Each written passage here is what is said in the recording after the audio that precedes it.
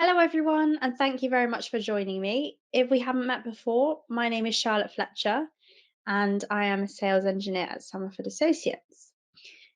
Something that you will be hearing about a lot at the moment and in the recent past is ransomware and how much of a threat that it can be to your organization. Hopefully, it's not something that you've experienced, but if you have, you will understand the importance of increasing your security posture. So today I'll look at how Varonis can support you in understanding where your weaknesses are and what attackers will see if they are going to try and breach. Not only that, but we will also look at post-attack steps. So over 60% of CISOs and CIOs are expecting a jump in reportable ransomware and supply chain incidents. And one of the key words there is reportable. It's often that organizations are totally unaware.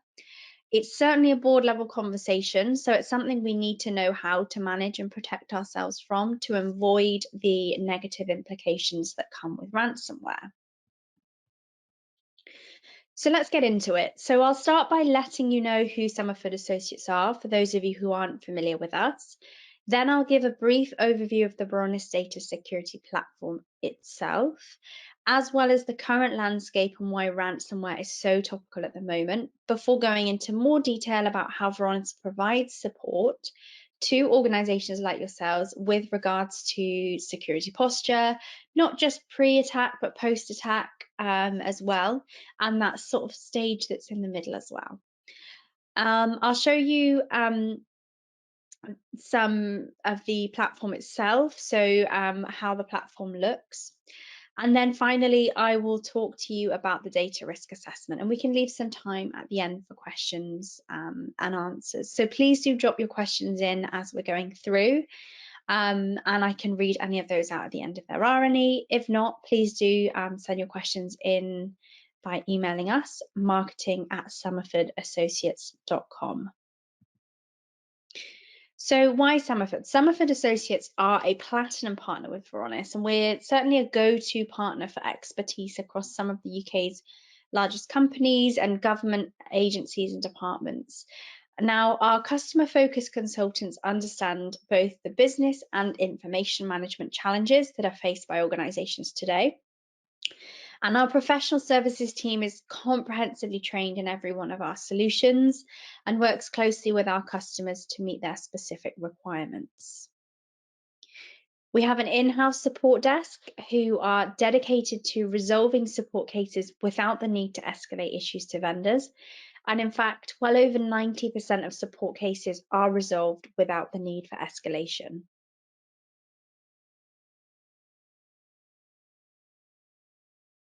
Varonis is one of our partners that we can work in conjunction with to offer a free data risk assessment, but this is something I'm going to go over in a lot more detail towards the end.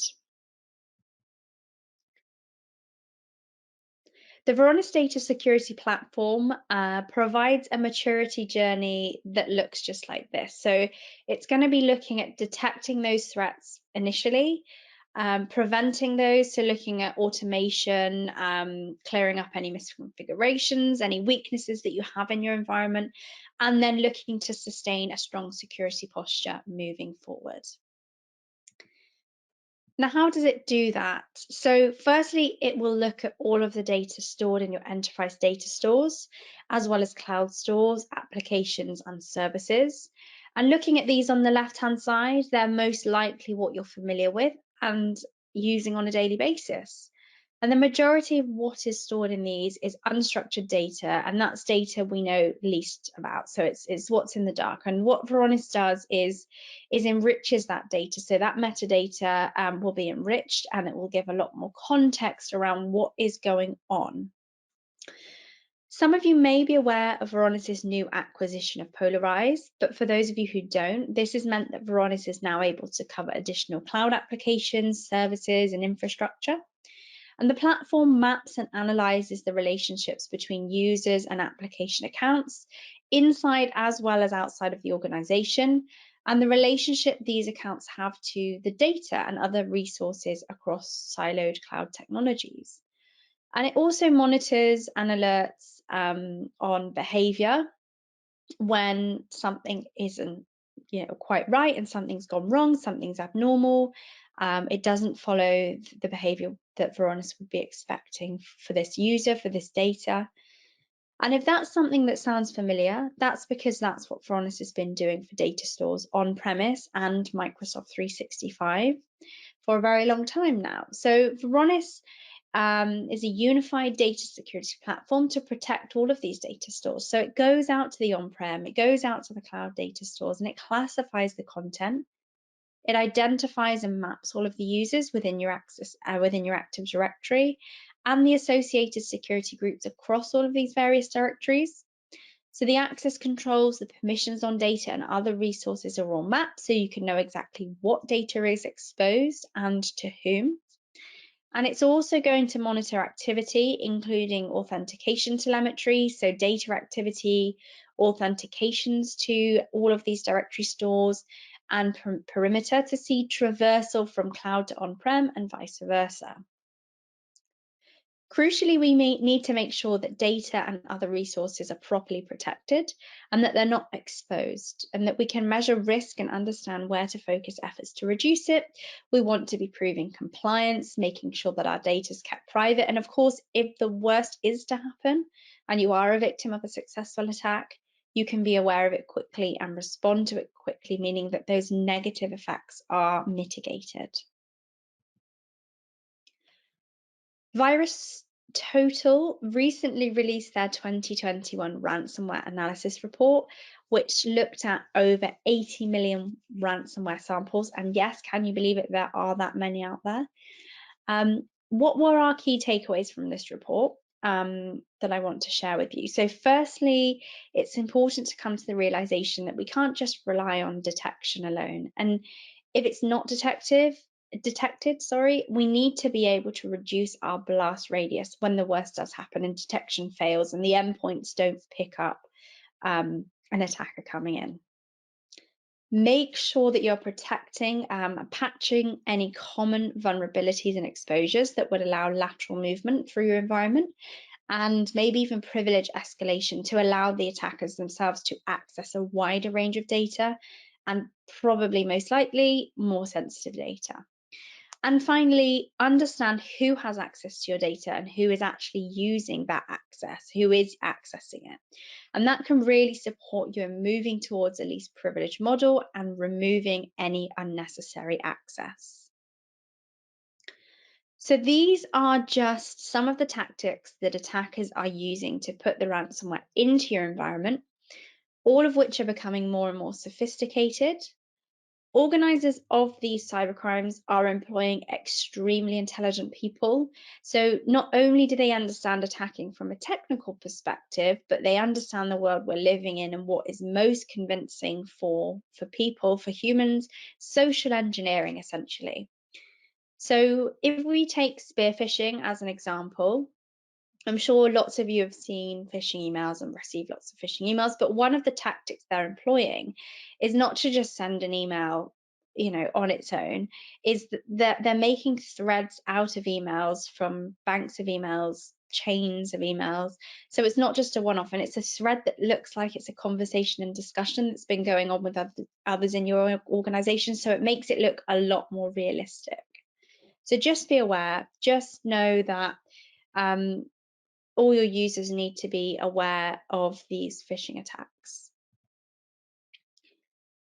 So what does the threat landscape look like? And one of the biggest threats posed to our data is the amount of increasingly successful cyber attacks. We hear about it, all the time. How many times over the past year and a half, 2 years, have you heard organizations and departments that have been hit by ransomware? As I said before, it's become a board level conversation because of the detrimental effects that so many attacks have had across all sectors. And not one sector is immune. We all hold data, and that data is, one of our most valuable assets. It's, we all hold sensitive data. When a company is a victim of a cyber attack, what are the threats? Well, firstly, once the breach is detected, which can often be a lot further down the line from the attack itself, we must consider the investigation time required to look into what has happened. So that's taking time away from your security teams that could be working on other tasks. And next, you'll need to think about the blast radius. So how much data has been accessed, maybe even encrypted and exfiltrated. Again, all of this takes up the time of those investigating, and it has costs associated with that time spent on it. And at some point, the attackers will likely contact you and ask for a ransom sum. And scarily, a large portion of organizations asked for the sum do end up paying it. But that doesn't always mean you'll get all of your data back, or that there aren't copies out there that have already been sold on the dark web. And a very scary statistic is the top payment for ransomware was $42 million, and that was March this year, 2021. And that's something that's crazy. So something that's, I think, about 200% more than the previous highest amount. So Varonis believes that security starts with the data. So knowing where the sensitive data lives, monitoring it for abuse, making sure that only the right people have access, and efficiently sustaining that secure state. We also need to be very aware of ways in which hackers can hold data that can potentially be used to compromise an account. So if we think about recent news, fairly recent news, was the incident that caused 700 million users of LinkedIn's data for sale on the dark web. So as I mentioned before, just watch out for those social engineering, those spear phishing emails, because if one of your users becomes a victim of this, it's really important to be able to have visibility over how that possibly compromised account is then behaving around the data post-attack. So if we start pre-attack, so before the attacker even comes in, we want to be looking at how strong our security posture is. So there are a number of ways in which Varonis can support you in tightening your security posture.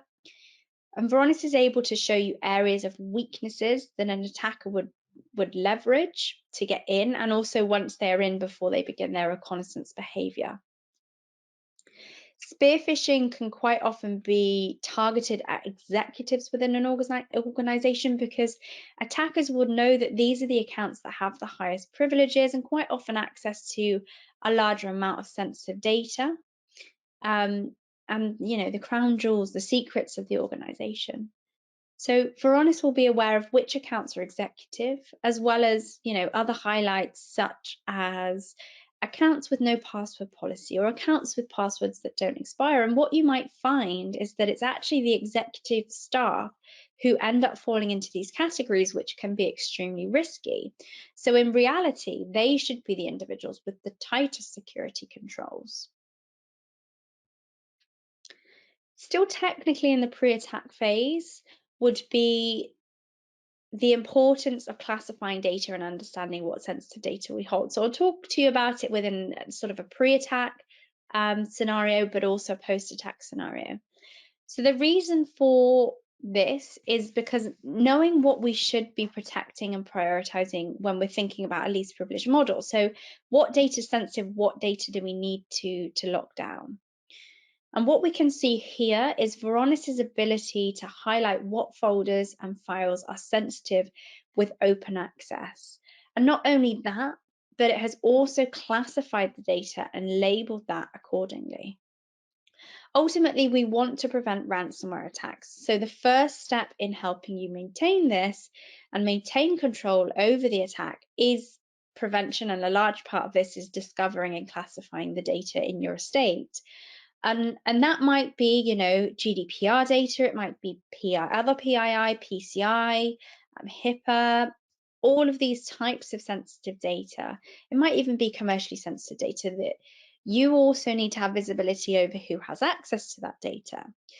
Now, one of the biggest concerns that we hear from organizations is overexposed data, but it's something that they say we don't know how to deal with. We don't know how to attack it. Where do we start? What tools do we use? And the more data you have that's overexposed, the larger your attack surface is and the higher your risk is. And if attackers are successfully getting in, the amount of data that's exposed to them due to excessive open access configuration is a lot greater.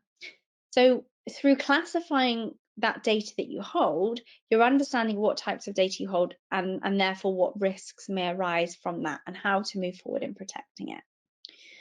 So when thinking about protecting it and locking it down, quite often organizations face an issue in that they don't know how to remediate that excessive access without having the negative implications, like users genuinely who need access to that data losing the access or applications breaking. So Varonis will allow you to simulate this remediation, so know who has access to this data, and this is through user behavior analytics. Understand who the data owner is, so you can confirm that with them. These are the genuine people who need access to your data. Yes, no, and then lock it down so that just the right users do have access. And what you're doing here is then reducing that threat surface, because you're reducing the access and therefore the files that are open to attackers should they successfully get in. Behavior based. So Varonis can detect ransomware and block it before it's too damaging. So these would be based on threat models and abnormal behavior. So Varonis can kill the session and shut it down. And what you can see in this instance is a much smaller number of files having been accessed, really bringing that exposure down and mitigating the scope of the attack. And being able to detect that threat early on in the kill chain is a huge bonus. I'm sure all of you would agree. What we want to be able to do is significantly reduce the blast radius of data affected. So that's to say data that's touched by an attacker, maybe even worse, encrypted and exfiltrated. And we hear so many stories where attacks have taken weeks or months to be detected. The SolarWinds breach is a really good example of this. And not only this, but once you have detected the breach, however far down the line that may be, you then have to consider the time it will take to determine the scope of it, what data has been accessed and what data has been exfiltrated, and worse, what data has been encrypted that attackers are going to come back to you and say, we want $10 million for this. So what you can see here, an example of a threat model that's being triggered would be detecting abnormal DNS activity. And if you're able to do this early on in the kill chain, then it really reduces the chances of an attack being successful and damaging. And what we can see here is that an abnormal amount of data has been uploaded, and that this would vary from that particular account's normal behavior. And this is an example of one of the many out-of-the-box threat models that's alerted on when behavior deviates from the norm. Then we're sort of moving into the post-attack phase. So Varonis is putting data at the heart of what it does. Its number one priority is to protect that data and ensure that only the right people have access to the right data. Thinking about that least privilege model. And the crux of what Varonis does is understand users' behavior around the data in order to recognize abnormal activity. So should an attacker get in, Varonis wants to leave you in the strongest position to ensure that little to no sensitive data is touched. And through carrying out data risk assessments, Varonis has found that on average, organizations have 20% of their sensitive data open to everyone within the organization. But when Varonis is in place and all the rules are enabled, the alerts are set up, so on and so forth, that moves down to only about 10 to 15 files that are affected by a breach. So that's a considerably smaller amount than 20% of the millions of files and folders that contain sensitive data within your environment.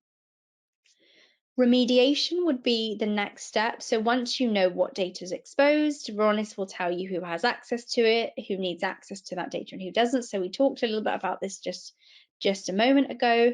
And then from here, you can then remove that excessive access within that simulated sandbox environment to ensure that nothing's going to break, and people who genuinely need access to the data aren't going to be calling up help desk saying, I can't access the data to carry out my job. Once you've tested that, you can then commit the changes and view over time how excessive access has improved across your estate to prove to the business that, look, we are improving our security posture.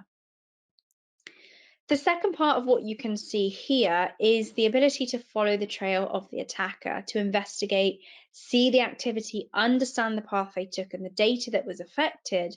So if you have been breached, you can quickly realize the scope of the attack and know exactly what files and data have been affected.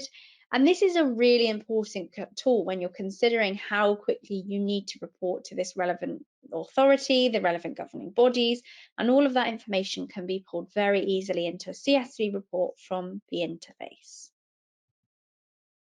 So the final step, if you like, recovery, so post-attack, obviously the goal is to stop attacks in their tracks, but in the event of a worst case scenario, we want to make sure that you've got that final line of defense and you're able to quickly and confidently describe the scope of the breach. And a lot of the time you'll be required to report on, what's been accessed, whose data has been accessed to those regulatory bodies who manage the relevant frameworks. So you want to be able to have all of that information contained, ready, and available to go straight off to them.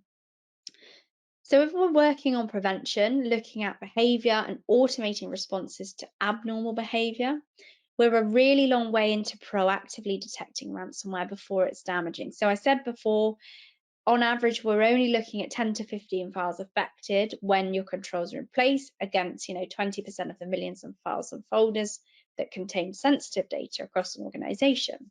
So considerably less.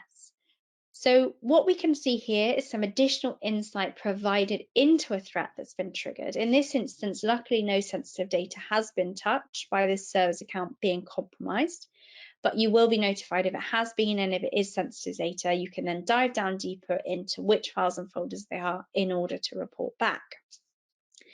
You'll also be able to see on the right-hand side there a playbook. So the alert info page presents playbooks, which provide best practice workflows for alert investigation, alert handling, and incident response. So the information and processes described in the playbooks enable security analysts to orchestrate a swift response and contain the detected incident. So you may have a very small IT team, you may have an IT team that don't have much experience with ransomware, different types of ransomware.